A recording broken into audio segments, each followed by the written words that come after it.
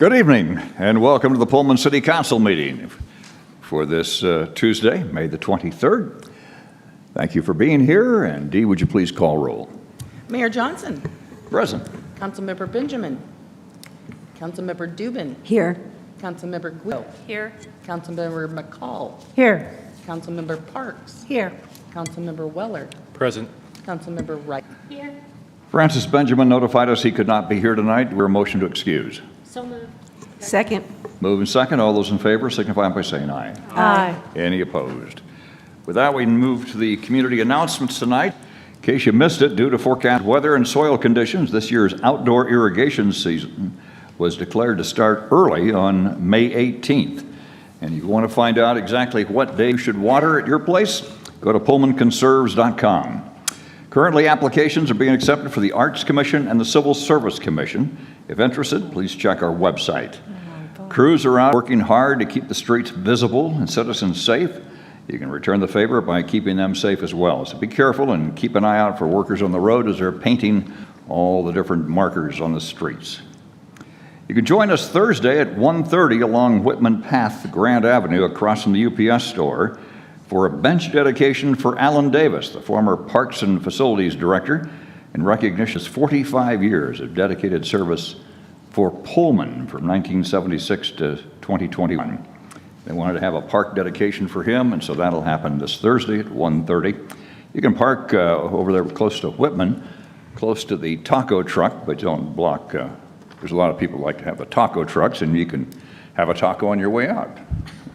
You can buy one, and that is. Rainey Park Pool will be open from 1 to 6 on June 17th through August 20th. If you can't wait to take a dip, there's an early opening weekend on June 10th and 11th from 1 to 6, or you swim at the Aquatic Center. Keep kids entertained and active during the summer with a Barracuda swim team. The ages 5 to 18 invited to Rainey Park Pool on June 19th through August 5th every weekday to make a splash. And they've got their times posted on the rec page. Remember, now through June 5th, you can get 20% off on swim passes for Rainey Pool, and you can person register at pullmanparksandrec.com. Those in need of assistance are invited to visit Pullman Rec Center and apply for scholarship. Those are the announcements tonight. Next comes presentation, and this is coming from Jeff Elbrook, our Finance Director, the financial update for the fourth quarter of 2022.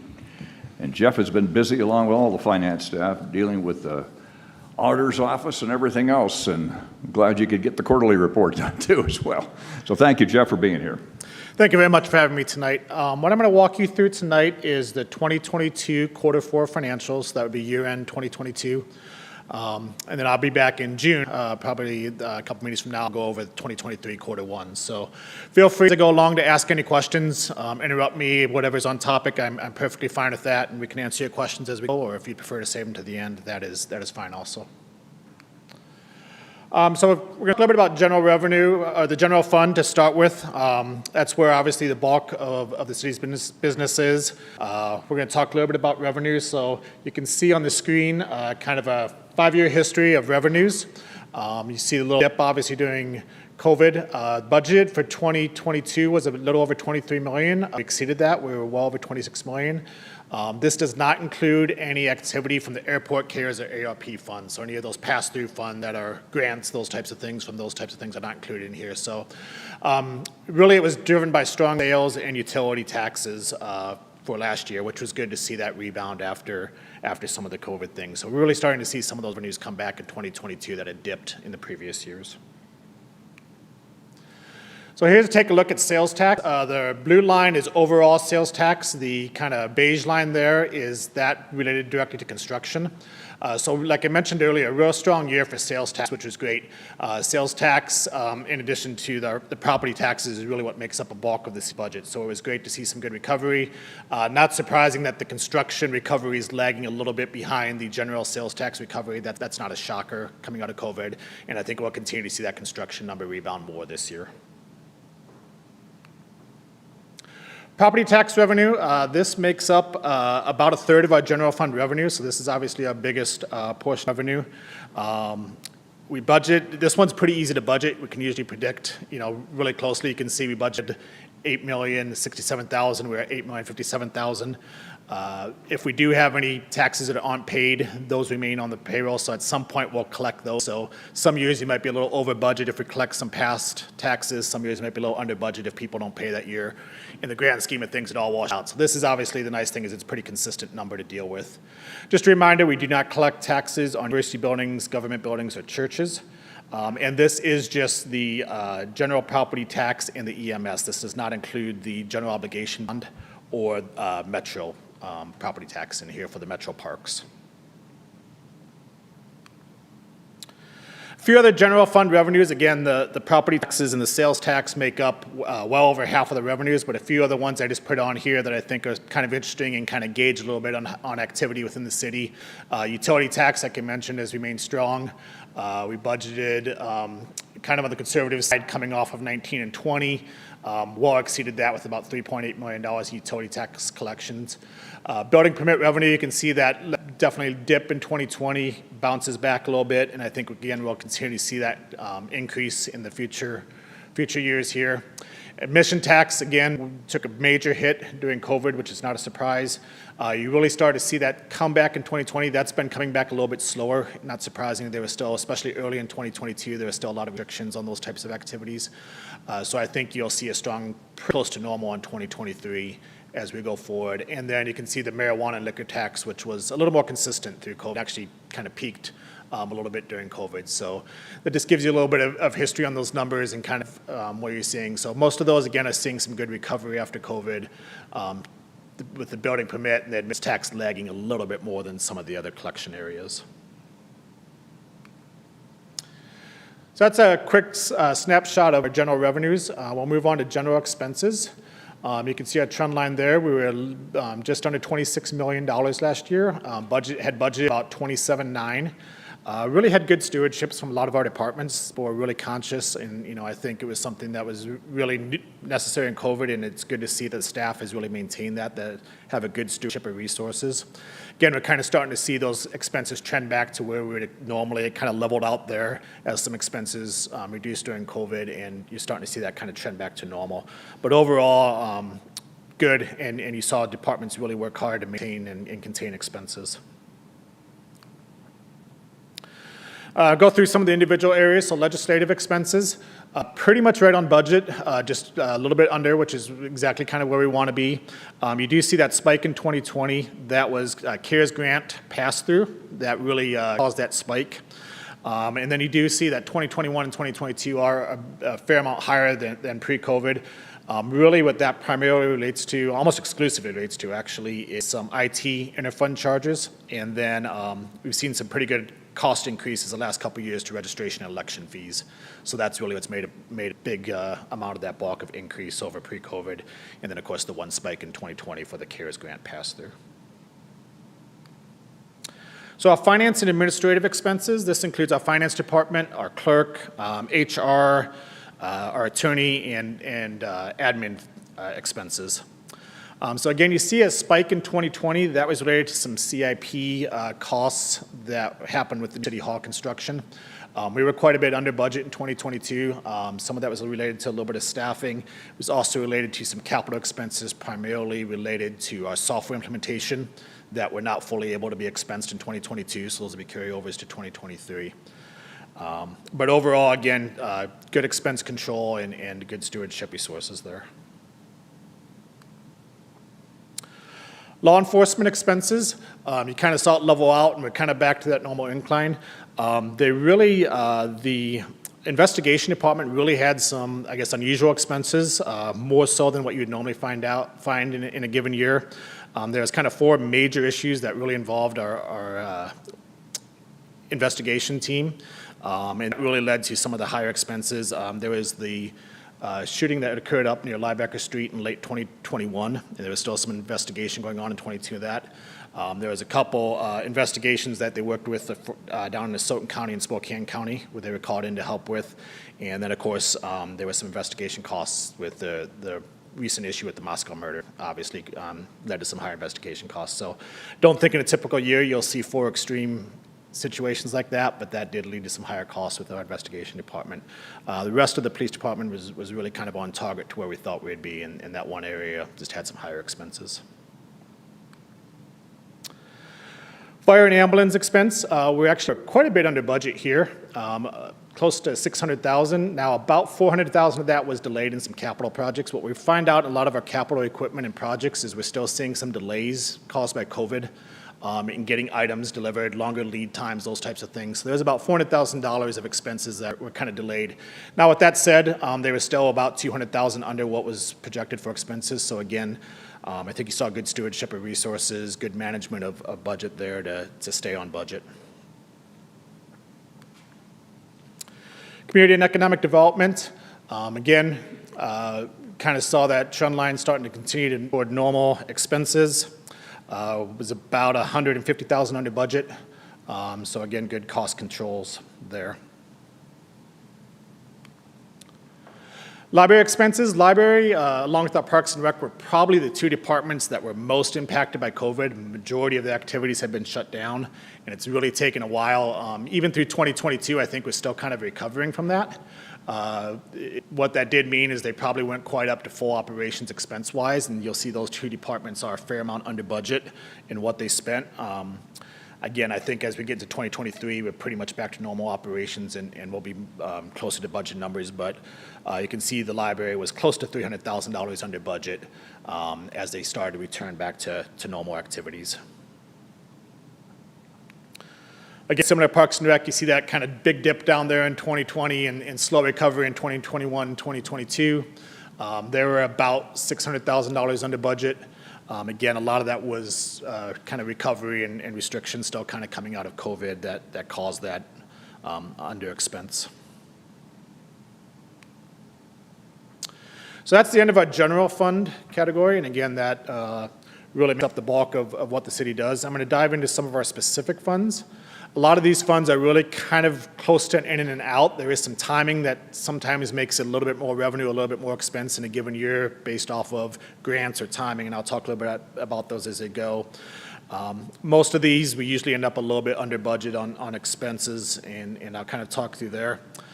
This is our streets and arterial streets funds combined. I think, as you know, that's probably one of our most challenging areas is trying to keep up with maintenance and repairs on streets. But overall, we're kind of right about where we targeted revenue and expense, a little bit under both those categories in budget.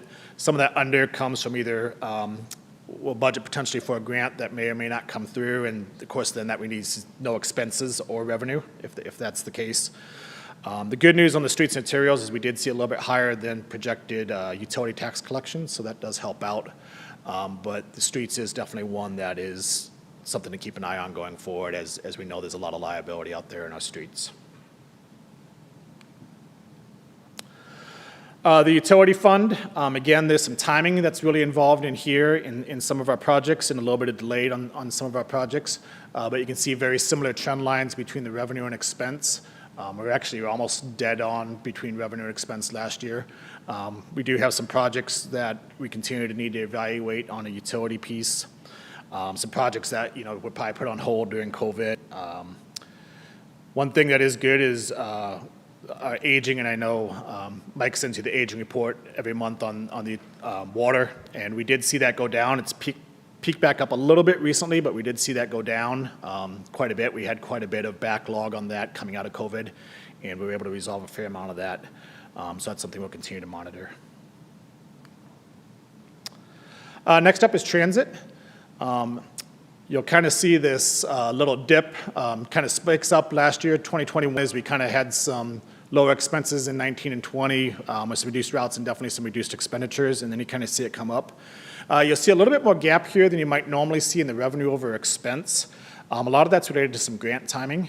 And so depending on the timing of when we either receive a grant or when we expend those, you might get a little bit of gap within a given year. So that's just kind of a short-term issue that we dealt with. We did have a reduction in capital expenses from 21 to 22, so that's why you see that expense kind of dip back down, as there's about $800,000 less in capital. We had kind of had a backlog of a little bit of capital in 21. And we are trying to have some decent reserves, as we know we're going to have some future capital expenses coming up in that, and so we need to have some money set aside for those. Our internal service funds, so this is our equipment rental division, our buildings, and our IT. So this really is kind of a in and out, so I just really kind of show the expenses here, because we kind of just bill ourselves. There's no external revenue source coming in. Usually this is low under budget. Again, you kind of see the dip as we try to either control expenses or in some cases had delays in being able to receive something. So that's why you really see the dip in 19, 20, 21 and kind of back more to close to normal return in 2022. And that is something we continue to monitor is kind of supply chain, because there is some things that still have some extended timelines and lead times on this. Civic Improvement Fund revenue, so this is really generated from hotel tax. Obviously, you saw a major dip during COVID. It was really good to see a strong return in 2022, really back up even slightly above pre-COVID numbers, and that was great. We budgeted very conservatively on revenue there, because I think we were probably halfway through 2021 when the budget was developed, and there was still a lot of unknowns then, as you can imagine.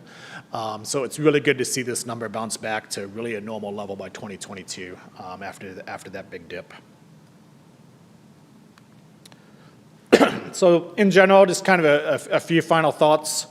We're always seeing mostly normal returns. There's still a few things that COVID's impacting. Said the lead time is on some things is probably the big one. Overall, the revenues were solid, especially on the sales tax revenue, which is great to see because that is kind of our biggest fluctuating piece of the budget. And so it was good to see that. And I think the early indication is that that's going to probably continue in 2023. That was very good to see. Expenses were positive to the budget. I think from everything I could tell, the department leaders did a really good job of controlling expenses and making sure they stayed under budget, and that's been real critical. And I know it's been challenging, especially as we're starting to deal with some of these inflationary factors and some of that. And so I think it's a real kudos to our department leaders to be able to stay in that. And then again, I think inflation is something we're going to want to continue to monitor going forward. As we know, that's going to be a factor. It's starting to settle down a little bit, but that is going to continue to be something for us to monitor. A couple other notes. We do have some large projects on. Obviously, the downtown project is one of them that's coming up. We have some large capital projects and equipment coming up. We do continue to invest cash. The one nice thing about the inflation is we're actually getting a decent return on cash investment, so we're able to generate some interest revenue. Which is nice. So we are continuing to invest the cash that we have set aside and not going to spend to some of those future projects. That helps out a little bit too where we're at. So that's what I have for you tonight. I'd be glad to answer any questions anyone has. Any questions or comments? Excellent report, Jeff. Thank you very much. Thank you. In record time. In record time is.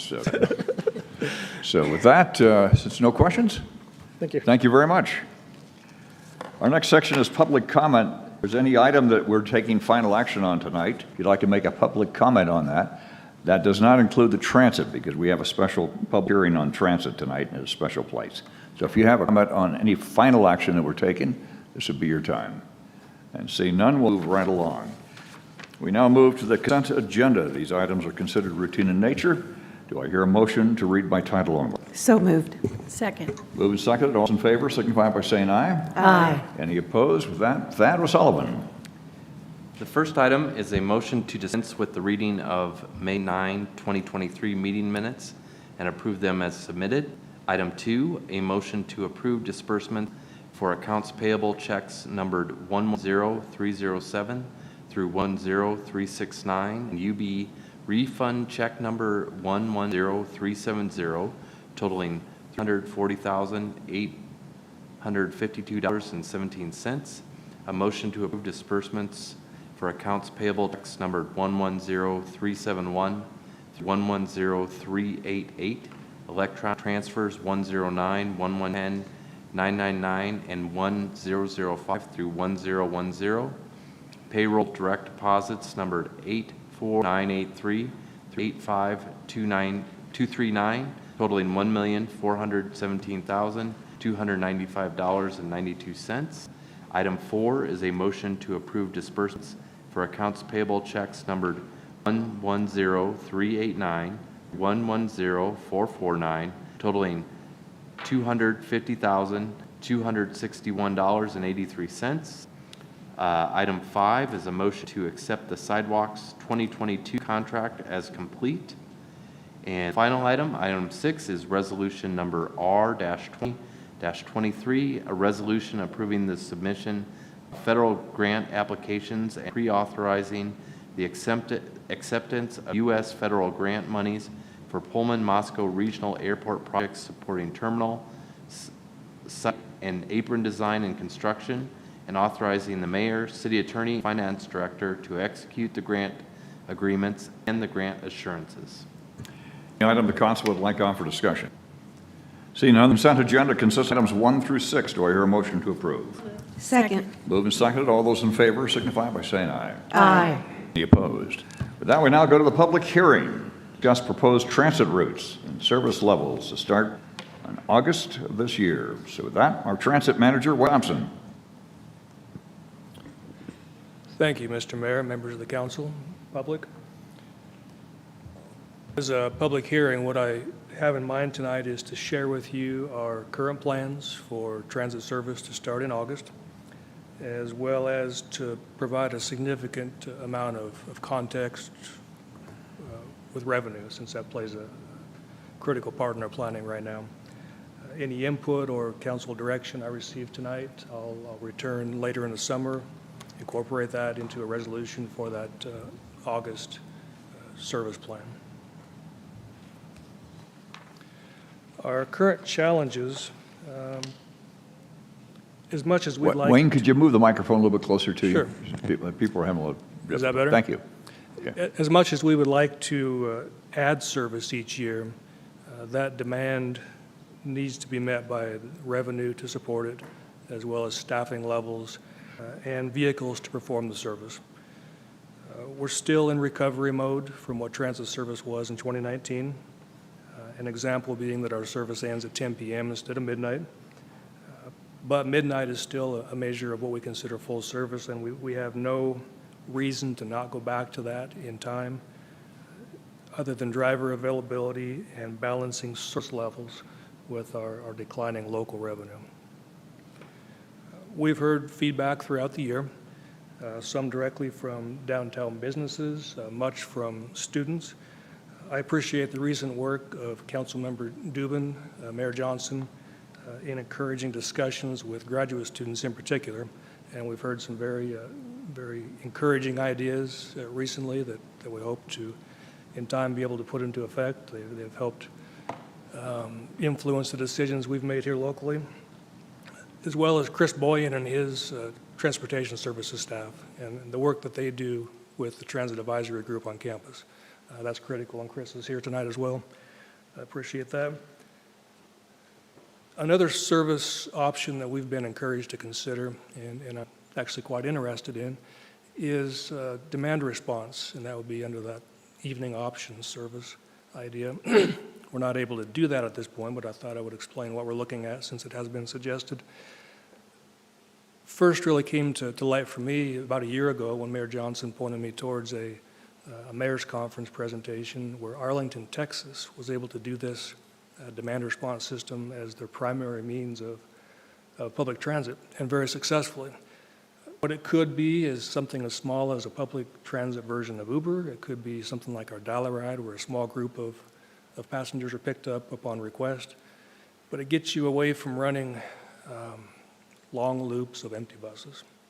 And there are times in this town where we're always going to need big buses on campus during peak times. So it's not a suggestion that we would get away from transit service in Pullman, but we could incorporate perhaps longer daytime service of our regular routes and then convert perhaps 8 p.m., 9 p.m. to a demand response system. So I ask that you be patient as we consider that. The timing we're looking at is probably a new software package this fall that will combine our Dial-A-Ride service scheduling, our fixed route, the mobile app you see if you're a registered user for the service. You get your push notifications when there are changes through a mobile app, the dispatcher and driver scheduling software. We'd like to combine all that and consider a demand response component. Whether we can use it right away or not, we would like to be set up so that we can use that.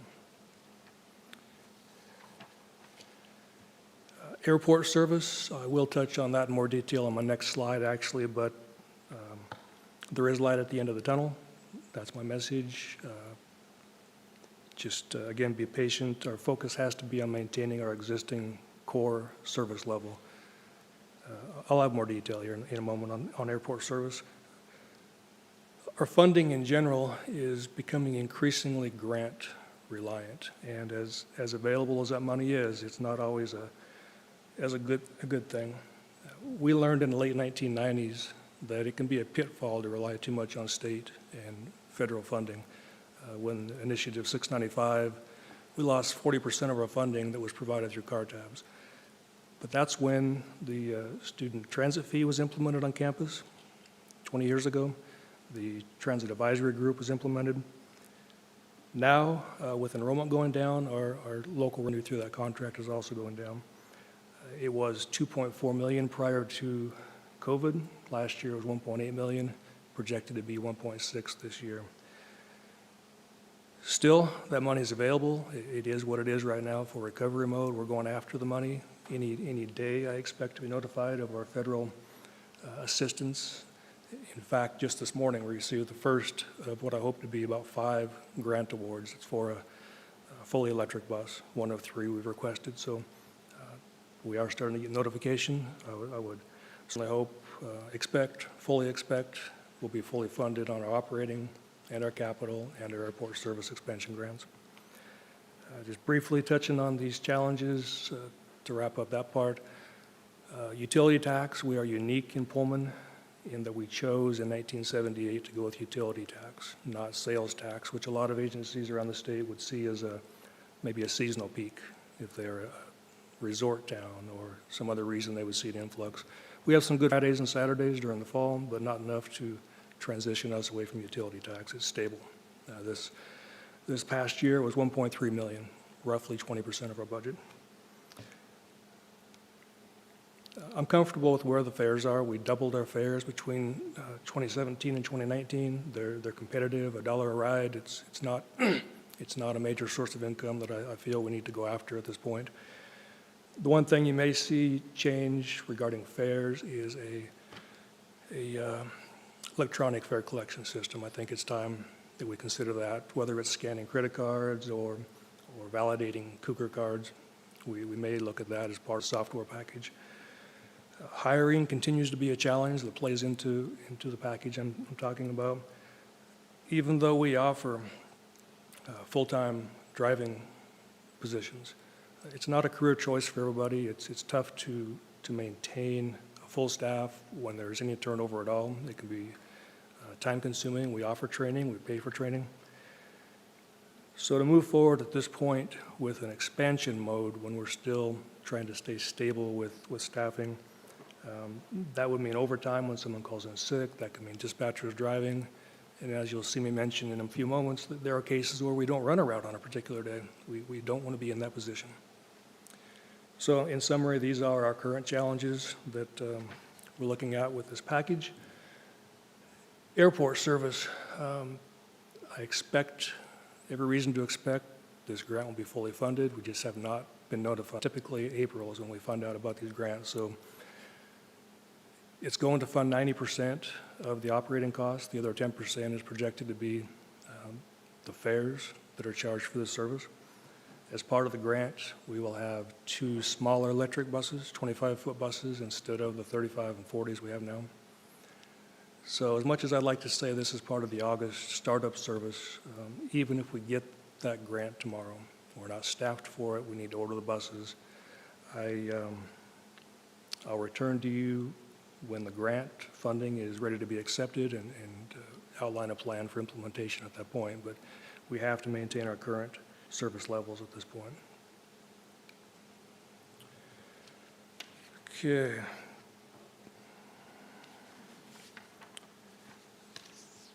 One of the biggest transitions for us this year is going to be our move from the formal FTA sanctioned school bus service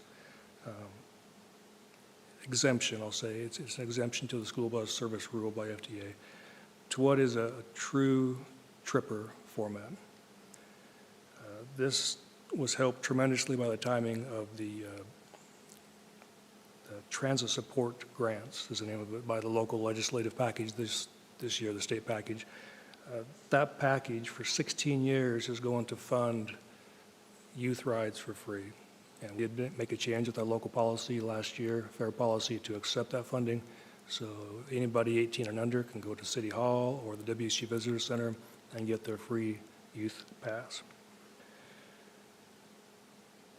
The 5-year exemption that we had with the FTA for school bus service ended last year. The FTA gave us a 1-year extension. They gave us time to find another solution to get away from competition with the private sector. In areas where there are yellow school bus providers, the FTA school bus rules are there to protect the provider. So we've been able to get an exception to give us a year to find something else as a solution. What we've come up with is a true tripper system. And you've probably heard the term in the past. What it's meant to be used as is a trailing second bus. When your first bus is full, or you know it's going to be full, you put a second bus out there. So using our ridership data from our current school bus routes, we already have plans in place to have an extra bus trailing the blue, the silver, and the Paradise route at the peak times during the day. That'll be morning, that'll be afternoon. Another perk to not being providing this service with school bus routes is that we can use our newest buses for this service. Previously, one of the restrictions of doing an FTA exemption is you cannot use buses that are under an active transit contract purchase. So 12 years old, we get our name on the title, the city does. Up until then, the state's name was on the title. So the students have been riding buses that were 12 years old and older. In August, they may be riding electric buses to school.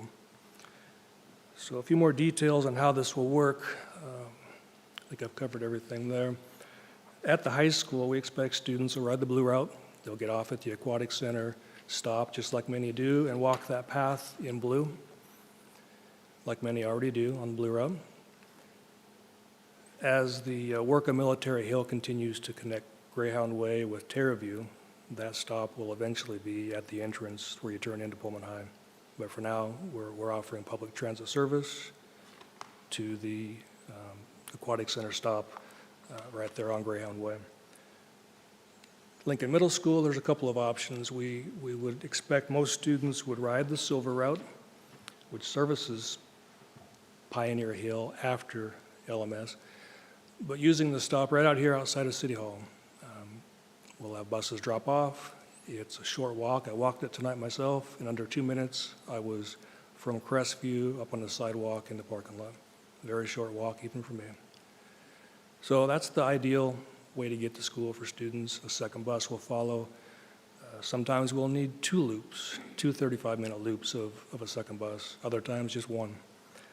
The other option for kids to get to Lincoln Middle School is to ride the Paradise route. And that route, we're going to put a new stop in on the north side of Crestview. It's actually right in front of the Fakun's Thai Cuisine restaurant. And there's a pull-out already there. It was used years ago as a bus stop. It's been inactive for some time. So if students live on Sunnyside Hill, board the Paradise, come down the hill, get off. You don't have to go to the transfer station. You don't have to ride the silver route back. And they would use that same trail from City Hall. One final school bus route related change is actually on the blue route. That's our Military Hill route. We would reinstate the Bryant and True stop. That bus currently passes by already, but we have not actively used the stop for some time. Students currently on the school bus route board on Clifford, 2 blocks to the west. So to shorten their walk, we're reactivating that stop. The more significant change on the blue route is the stop at Clay Court. It's shown there just with the bullet at the top. The pointer goes to where the stop currently is. It's a cul-de-sac turnaround. The only other cul-de-sac turnarounds I can think of on our routes are on the Paradise route, where we actually have to use those to turn around and change direction. This one, we're already going east on Terraview. We go up, we come back, we continue east. It's a tough route to keep on time. We have one of our best drivers on the route, and he does an excellent job. But this will save us about 5 minutes off of a 35-minute route and make a quicker ride for the patrons. We think safer for the driver. And we've been talking about it for some time, gets us back on track with a 35-minute route. The Paradise route does not change in route. It's just using that same stop I mentioned for the students who want to get to Lincoln Middle School. Same stop on Grand, just the north side of Crestview. And the benefit, didn't touch on this previously, but students who come down from Sunnyside Hill, they don't have to transfer. It's the closest stop we can add without asking them to cross Grand, and also keeps them from having to transfer through the system, which they would have to do. Say they came from Military Hill, they would then transfer to the Silver route at the transfer station. Similarly, the Wheat route, which runs evenings and weekends, would use that same stop. It'll have a stop on the south side of Crestview and a north side of Crestview stop. The Apartment Land Express currently runs counterclockwise with 3 buses on that single route. By reversing the route, as we're requesting, we'll take advantage of 2 bus pullouts that are going to be built this summer as part of the Merman paving project. That will help us maintain consistent spacing with our buses. When they're properly spaced, these 3 buses on the route will be 6 minutes apart. And as simple as it sounds to keep 6-minute spacing, if one bus is picking up 20 students and the other bus comes along and there's nobody waiting, it's easy to get bunched up. The pullouts will allow us to pull over and briefly wait, go, just not get too close, let the ridership build up so they're there when the bus comes. On campus, not shown here, but a 4th bus circulates through the heart of campus. It's the campus route, so with somewhat limited resources, I'll say, 4 buses total to work with compared to 6 and even 7 pre-COVID. Our system is 3 circulating in Apartment Land, transferring at Beasley, and a 4th bus circulating on campus. About a 15-minute loop for that route. Some of the feedback that we've heard recently, largely encouraged by Mayor Johnson and Councilmember Dubin again, was from students who would like to see a return to a figure-8 system, a route that doesn't transfer, that goes from Apartment Land all the way into campus. What I need to emphasize when we consider why we're not doing that at this point is those routes existed in 2019 and before when we had 6 or more buses on express routes. We had the resources to spread more evenly. We actually had 4 different routes, a Crimson, a Gray, a Coug A, and a Coug B route. Now we've got 4 to work with. The resources are more limited. That was a $2.4 million contract. Now with declining student enrollment, the contract is projected to be $1.6 million this year. So we can't take an $800,000 decrease and go back to 6, 7 buses yet. There's some good ideas there. We like what we've heard. We expect that the upcoming first meetings of the student transit group in September will consider some of these ideas, and if fully supported, could be on the road with the same 4 buses, no more investment, but trying to be creative with 4 buses. Perhaps all 4 would run a figure-8. Take that campus loop I described, combine it with the Apartment Land Express. 4 buses would not be at 6 minutes apart like we have now. That's the best service frequency we've ever been able to offer on expresses. Probably would be closer to 10 minutes if we did that. So maybe it would be a pilot project, trial basis. Would you like what's being accomplished at the transfer station, the transfer at the Coliseum, but the requests that we're hearing fairly regularly are to go deeper into campus.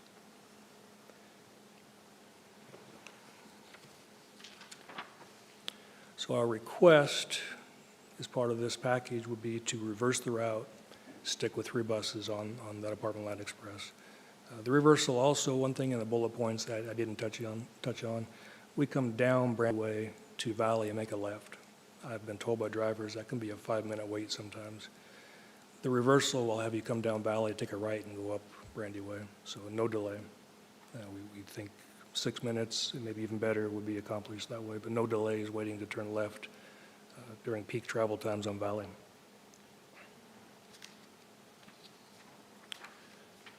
All right, our last change is formally removing the downtown route. If you don't recognize the downtown route by name, it's probably because it hasn't run since January.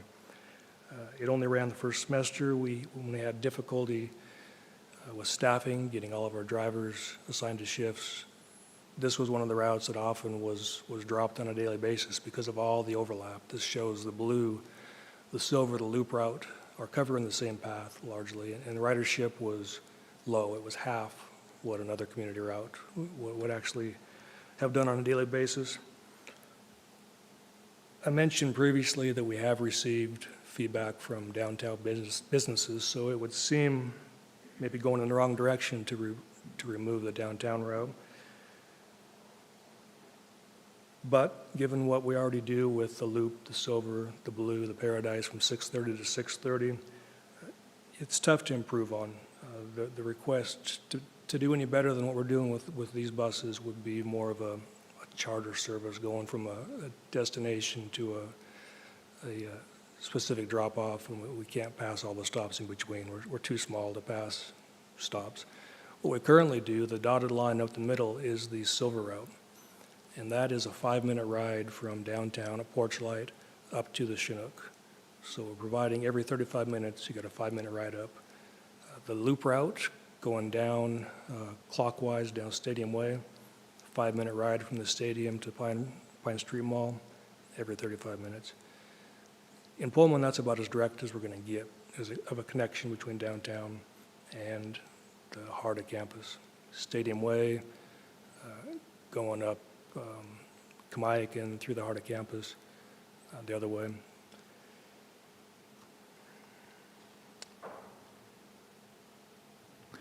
So again, Wayne, just to repeat that again. You're already serving the downtown with 2 buses, 2 bus routes. We are, all those except One on for the Pine downtown. Street and the other one that stops in front of the Porchlight Pizza. It does, Silver Route Yeah. does, and goes straight up the hill, yeah. Okay. Yeah. So I do just want to acknowledge this is a removal of a route. I've emphasized trying to stay stable with grant funds, but we've done without this for 5 months. I'm recommending that we formally discontinue it, but keep the other services in place that are already provided in the connections that I just mentioned. So it will be noted as a route removal formally. It's not run since January, but it's been part of our system that we've said is temporarily suspended. So these are bullet points. This is my last slide summarizing those changes. True tripper service would be added to our community service in order to get those Lincoln Middle School and Pullman High School students to their respective campuses. We would add 1 stop to the blue route, and we would remove 1 stop. We would like to reverse the order of the Apartment Land Express, but consider recommendations for the Transit Advisory Group to look at what to do with those same 4 buses next year, and of course consult with that group as we add buses in the future. We would deactivate the downtown route, as I just highlighted, because of the overlap with other active routes and the low ridership. And finally, the new stop at the pullout that exists on Grand, just on the north side of Crestview. So with any input or direction I receive tonight, I'll return to you late this month, or late June or July, with a full package of service for August. So happy to take any questions. Questions, first of all, from the council, and then we'll open for public hearing. Okay, Nathan? Thank you, Mr. Mayor. I really appreciate what you're doing here, looking at staying fiscally responsible. But I have a few questions regarding how are you making these decisions? I'm questioning about, is it by time or people served at each spot? Are we keeping track on a ticker saying X amount of people are on, this route or this stop? Combination of two. I have a few other questions, but I'll stop. Our buses have electronic counters at the door, so we count the number of people on and off at each stop. Okay, so it's mainly, it's a combination of time and the people picked up, is that correct? Which The time. changes specifically would you be talking about? Any of it, like when you're going through this, ideation, when Sure. you're looking at this, is it a combination of how do we make it run faster and at the same time serve the most amount, or? The blue route would be a good example, faster and safer, so we guarantee the driver time at the transfer station. The downtown route, the overlap that existed, for me, was an easy reason to say, we don't need this route, let's put resources elsewhere. And rather than replace it with a route, when I say put the resources elsewhere, I would, if we had the bodies, I would invest in an extra board driver, so an person is there when someone wants to go on vacation or calls in sick. In our full plan of getting back to full service, that would be 28 drivers total, and 4 of those would be extra board. Okay, and that's a good segue, discussing the downtown. Now, is there a way for us to explain in some way, it's informing, in my opinion, people that we already have several downtown, even though it's not called the downtown route, being able to get that out to the businesses downtown we are serving in that way. Because I'm sure what we will hear back from this is, well, now you're taking your focus away from downtown, and it's going to be something where I'm sure many of us are going to have to field questions and say, no, there are these routes, and we can do that. That's part of our jobs. But is that something also that can go on the transit app or something? Certainly on the app, on the website, I think our new position within the last year at City Hall, the communications coordinator has done a Good. very good job at focusing on transit and changes. So I think Sarah can help us out there, get the message out. Okay, and just two real quick, because I know there's others. So how do we determine where we're placing stops? I bring this up because on Dillon Street in particular, there's a stop between 2 houses at the beginning. I know because my parents are one house, and then it's right on the corner. But it kind of drops people off and picks them up in between 2 houses in a yard. And there isn't really a place for people to sit. Sure. So, Is this Dylan and Terrible? yeah, Or the other? yeah, it's terrible, yeah. The last full system stop review we did actually removed a number of stops because they were too close. When we add a stop, we have 2 different resources we use. One's put out by the State Transit Insurance Pool, guidelines on stop location. Another one is a private, I wouldn't say private, Pure Transit out of Tacoma has a fairly large document, so we compare the 2. In that particular case, I can only imagine that it was a distance setback for turn or a stop sign. I would hope that your parents or the neighbors were consulted before the stop was put in their front yard, but if done today, we certainly would and talk to the landowners. Yeah, no, it didn't mean to bring in the personal. I was just wondering because I had seen it there Sure. all of a sudden, and it's in a yard. I think it's in the neighbor's yard. It's awkward. It does happen where we're not a corner Yeah. Okay. for traffic flow reasons usually, and traffic flow or safety based on the location of the stop and the waiting passengers. Great, great. Okay, you answered my other question about removing old bus stop poles and things. Appreciate that. Thank you. Okay, we'll go to Pat and then Pete. Thank you, Wayne. Great summary of what you're planning to do. My comment, however, has to deal with the transit route tripper. And I know that some of us, between the city and the school district, had some consternation last year about how this was going to be worked through, and I appreciate what you've done here, and it sounds like this is a solution that serves everybody. So thank you for your efforts in putting that together. All right. Thank you. Becky. Let me just double down on thank you. We have, I am convinced, one of the best services anywhere I have ever lived. I lived in San Jose, California for a while, and we had an express there that ran every 10 minutes. The fact that we have a bus leave from apartment land every 6 minutes, to me, speaks to your commitment to the population, not just all of the citizens in the town, but specifically to students in apartment land and moving them, and I want to thank you for that. Above and beyond that, if there are cleaner buses somewhere, I'd like somebody to point it out to me. They are beautiful electric buses. I am in a family that has 3 people and 2 cars, and oftentimes I'm the one without car. And I need to be on campus, and I need to be downtown, and I need to be home and all over the city, and I have never had a problem with the bus service. I've hopped on the bus, it's been fantastic. I want to make sure that I acknowledge you for that, because I think it's impressive. Beyond that, I am so impressed. I know we did get a fee increase from WSU again this year. And despite that, you have gone for grants, and to the best that I can see, have maintained a service that, honestly, it's kind of magical to me. You've done it. So I want to thank you for that.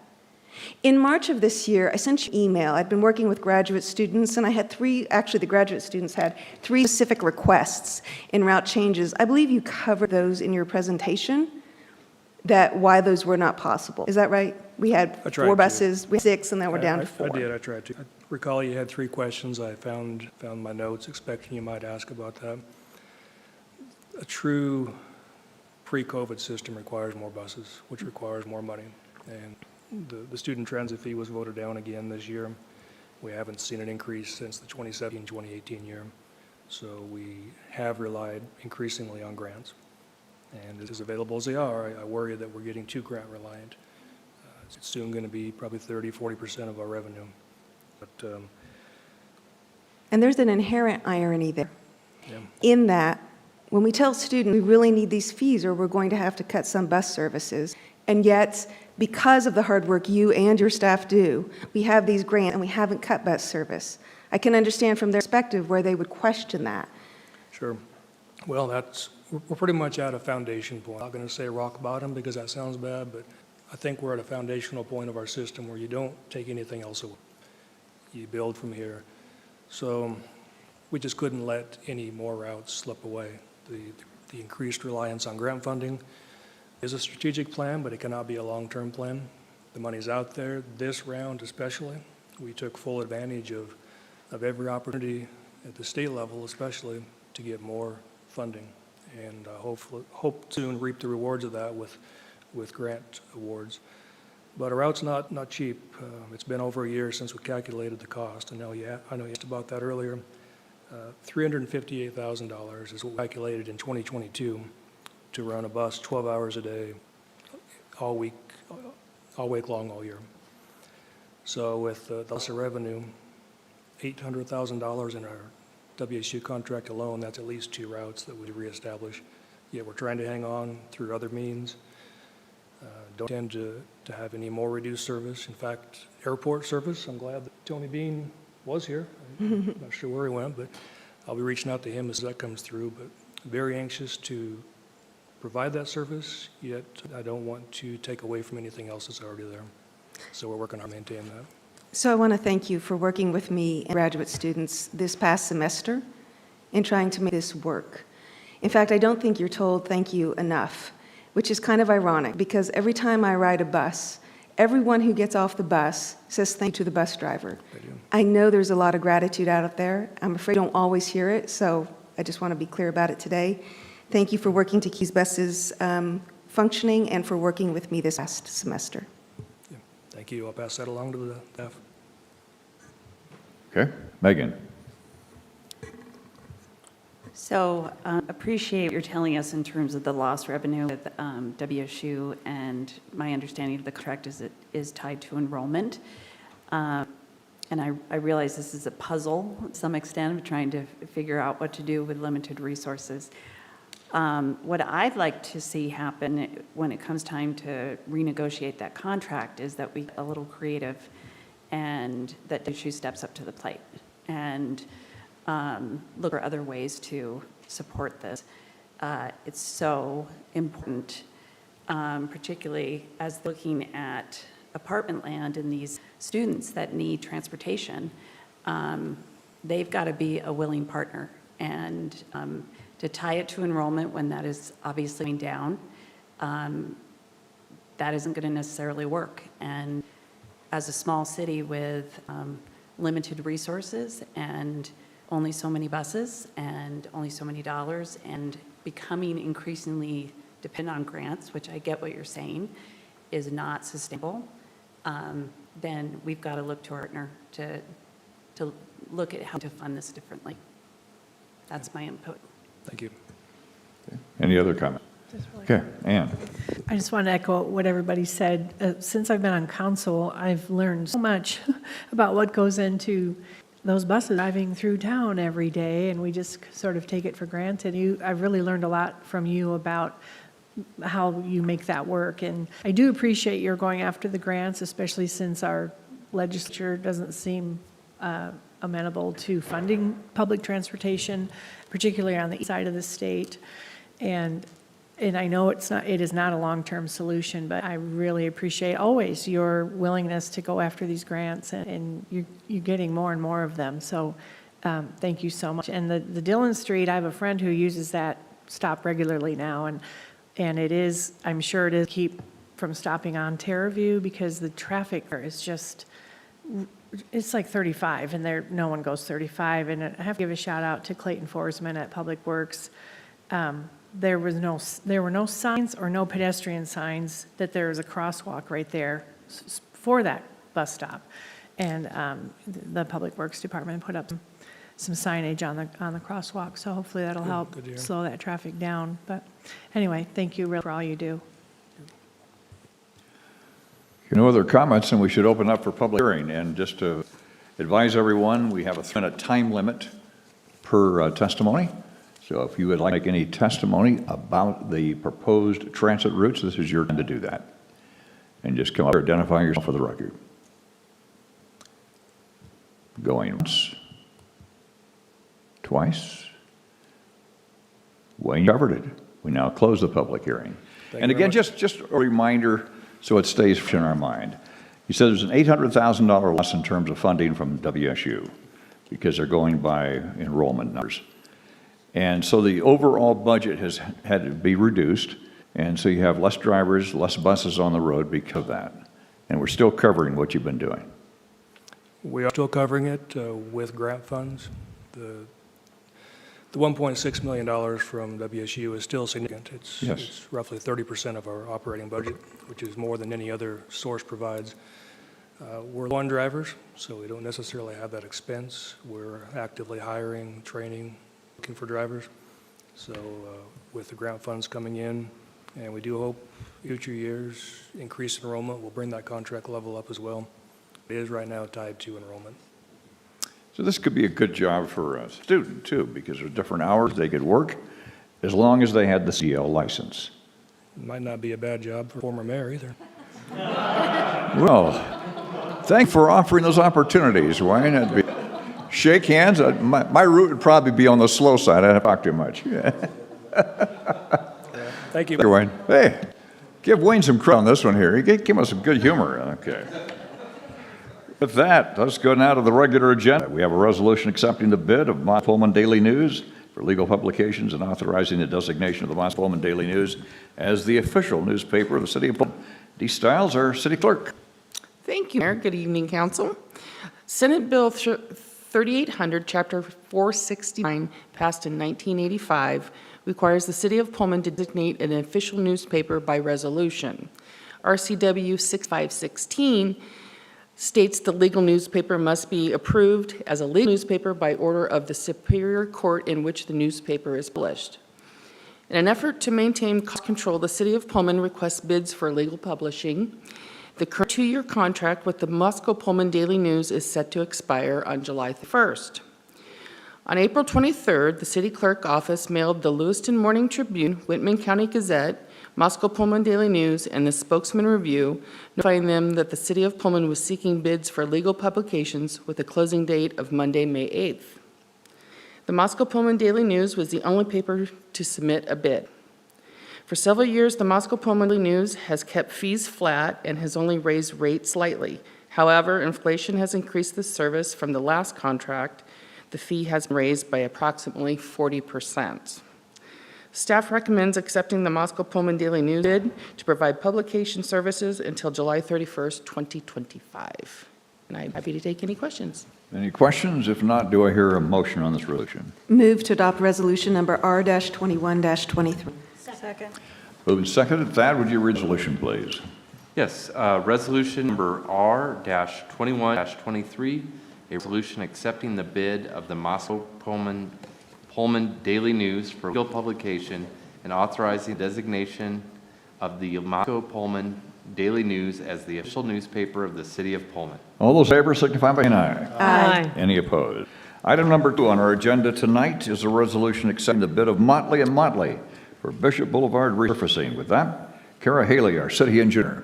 Thank you, Mayor. Good evening, Council. The action before you tonight is a resolution accepting the low bid of Motley Inc. for Bishop Boulevard resurfacing 2023. So this is a roadway resurfacing project addressing Bishop Boulevard from Main Street to Fairmount Drive, as indicated on the exhibit shown. The design treatment is a 2-inch grind and overlay. Essentially, the contractor will grind down the existing pavement to a 2-inch depth, and then they'll come back and repave with 2 inches of new hot mix asphalt. I do want to draw your attention to the red areas shown on the figure. So those are the proposed resurfacing limits. You will see that the project primarily targets the main travel lanes. There is an existing 2-way left turn lane, and we're not proposing to touch that in most of the locations, so select treatment of that particular lane. You'll also notice a gap where the red is shown near the intersections of Pro Mall Boulevard and also Bleasner Drive. So these locations are already in good condition, and they were addressed in 2018 when the Paradise Creek and South Fork of the Palouse River bridges were and their approaches were resurfaced. So between grinding and repaving operations, the pavement substructure will be evaluated, and we do expect some select patching and crack sealing to be necessary. Contract work also includes concrete curb ramp construction in 5 locations, utility cover adjustments, and pavement marking and striping. All right, bids for this project were open on May 9th, 2023, with 2 proposals received. A complete bid summary was provided in your council packet with the total bid amounts listed on the screen. The low bidder is Motley Inc. at $799,801. The second bidder was Poe Asphalt. They came in roughly $10,000 above Motley's bid at $809,842.75. This equates to really less than 1 percentage point difference between those bids, which is really comparable. The engineer's estimate is quite a bit lower than the 2 bids that were received, however. So a close review of the bid summary indicates that the difference between the engineer's estimate and the low bid is primarily attributable to the underestimation of mobilization, traffic control, and earthwork costs. Staff prepared the estimate for this project utilizing prices from recent comparable projects, primarily last year's Terraview Drive resurfacing 2022 contract, which incorporated the same 2-inch grind and overlay treatment. To refresh your memory, Terraview Drive resurfacing, so the limits of that project are shown on the left of the screen, and that project resurfaced Southeast Terraview from Main Street north to Airport Road, just east of the WSU campus limits. That project was the first time in recent history that grind and overlay was utilized for a City of Pullman roadway resurfacing project. Most major resurfacing projects have instead utilized dig out or grind and mix as the treatment type.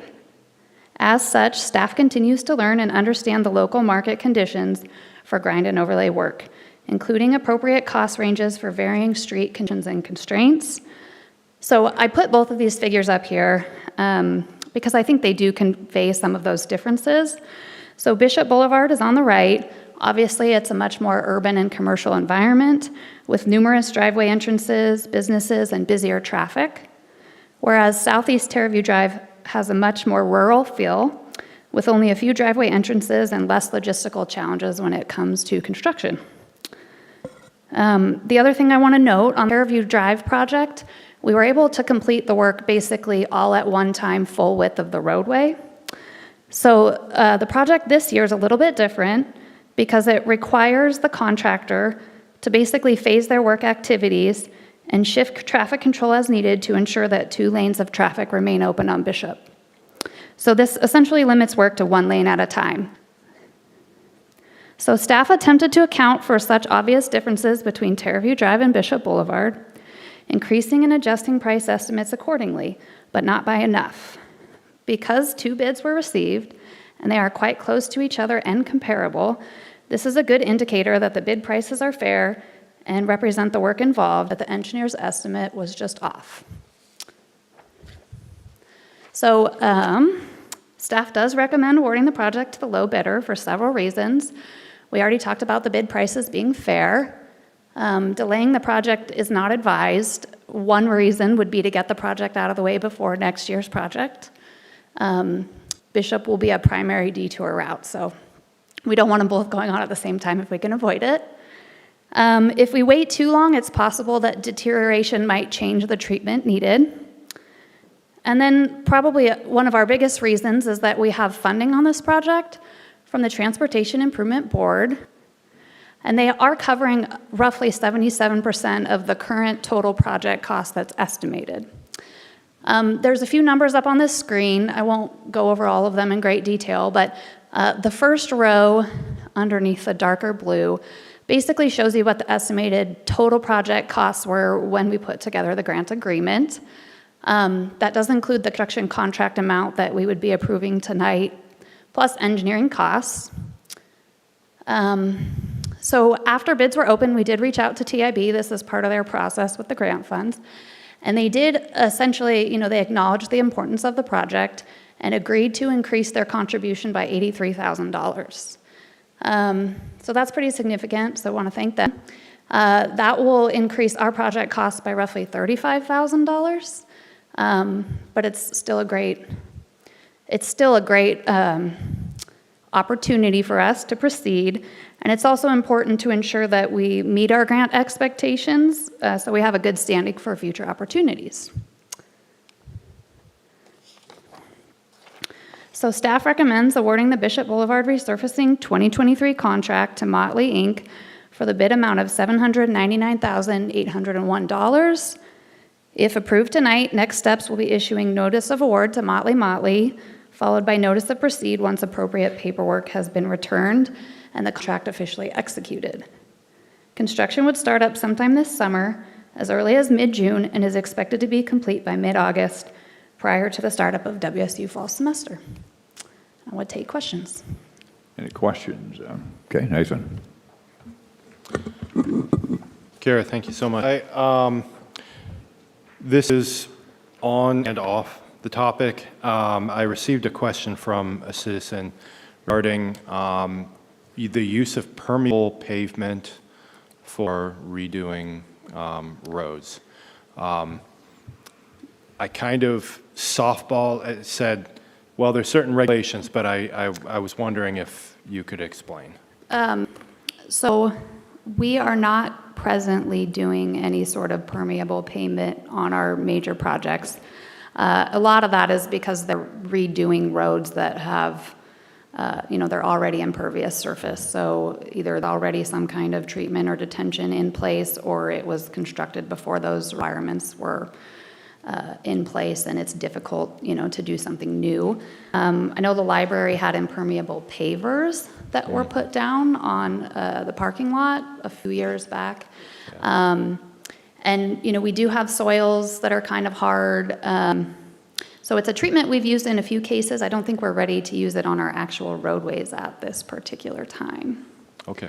I appreciate it. Thank Yep. you. Can add a couple of discussions because serving on the TIB board, we just had our meeting in Wenatchee. We've had 3 or 4 experiments with permeable pavement, and most of them were on the west side.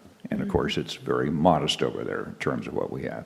So I actually, and we got it, have a couple of tests on the east side that have to deal with a lot of ice, freezing temperatures, and they're in smaller communities, and the tests are still underway. But again, because of ice conditions and the freezing temperatures and that they're not moving in that direction really quick, especially on the east side. The other part, to back up what Kara said, when we heard at TIB is that bids were coming closer to the engineer's estimate on the west side of the state, but not on the east side. Spokane's had the issues the same that we have up here. And the other thing on Terreview, that was a TIB experiment too, because we use recycled asphalt. Mm-hmm. And so far it's holding up pretty good because they actually asked, they said, how's the road doing? And it's going pretty well. And there's WSU professors right now trying to find ways to use recycled plastics in roadways. And TIB is going to be part of that project too. So anyway, back to you, Kara. No, that was great, great feedback. WSU is working on monitoring last year's project, so I think that's a 5-year contract with TIB, so we'll be getting those reports and things back as well.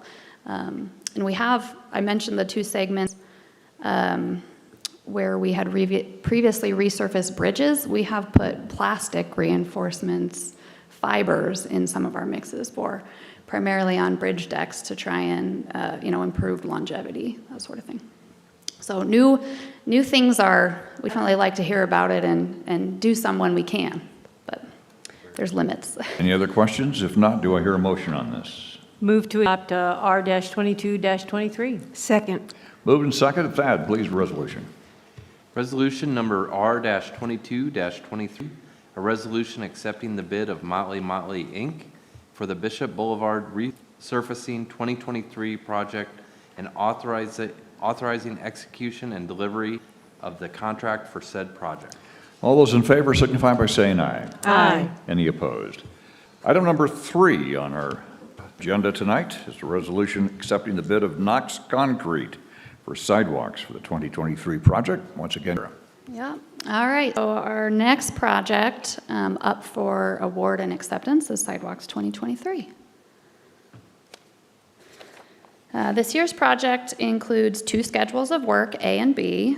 A majority of the work pertains to Schedule A, which is shown on your screen, and it involves sidewalk maintenance in the northern section of Pioneer Hill. This covers the area from roughly Main Street to Derby Street.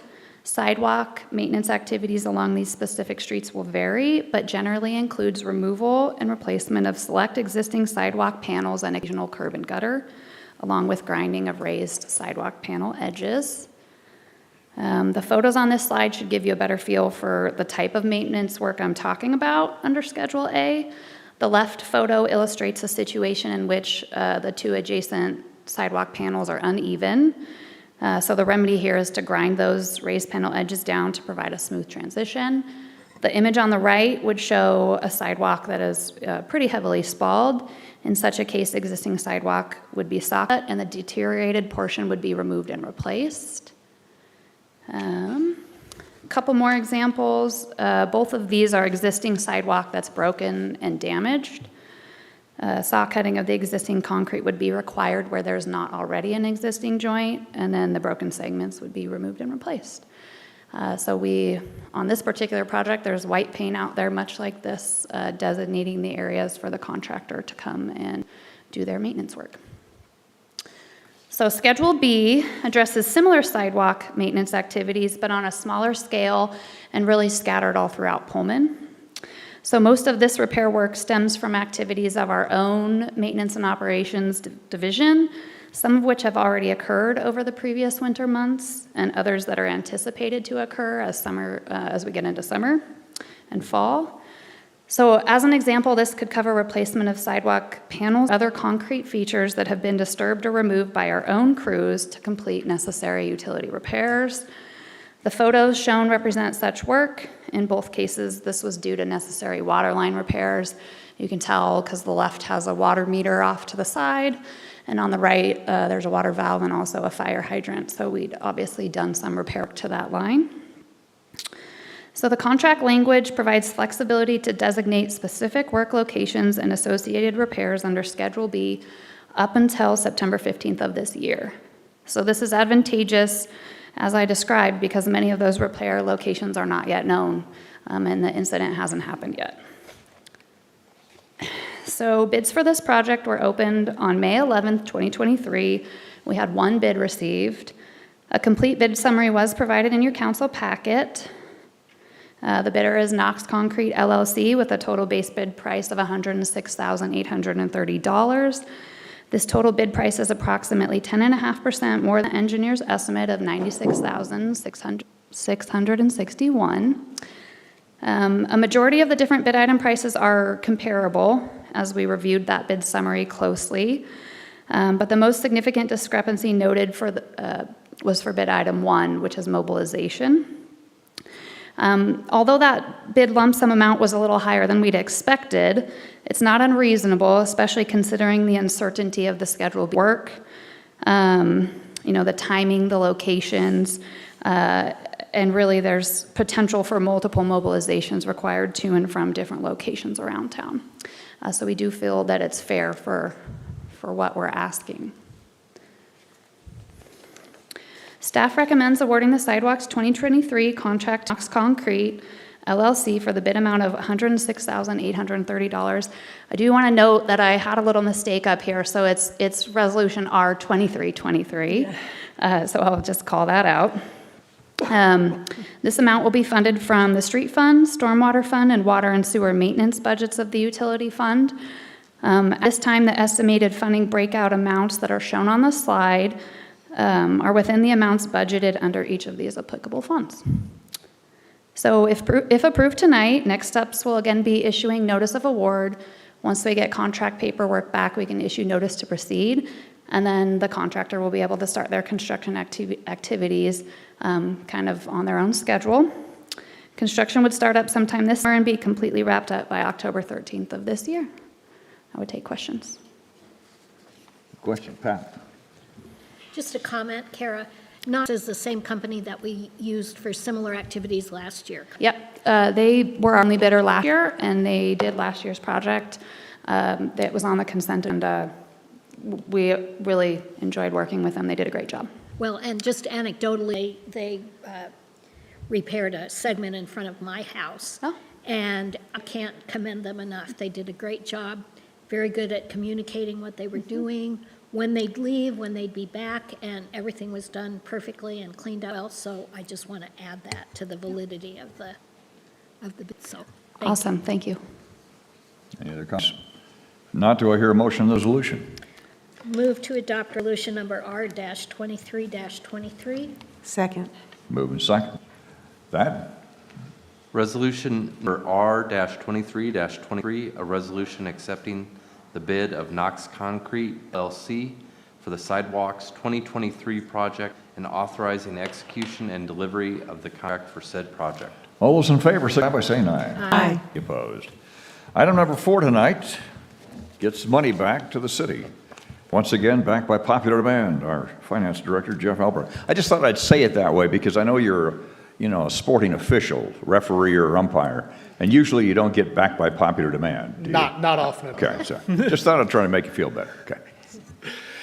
What you see in your board docs pack is an agreement between the state attorneys general and city. Just to give you a little bit of background on what this is a couple of our staff officers have been invited to come and speak at the cold case homicide investigation conference. And in return for speaking, they'll reimburse the cost of travel. So what this really is an agreement for the city to have their costs covered. So we'll go through our normal cost of covering it, and then we'll get those costs reimbursed from the state attorney general's office. Any questions? If not, do I hear a motion on this? Move approve. Second. Moved and seconded. It's a motion to authorize the interagency agreement between the State of Washington Office of the Attorney General and the City of Pullman to provide reimbursement for travel expenses incurred while providing training on. Okay, go to Ann. Has there been any interest expressed by anybody within the city staff? I think the fairest way to answer that question is this. I felt that maybe to take some of the pressure off of the city council, and I've already been attending these meetings, is I would be happy to sit in on these since I'm already up to speed. So that's the closest thing you can do as a volunteer.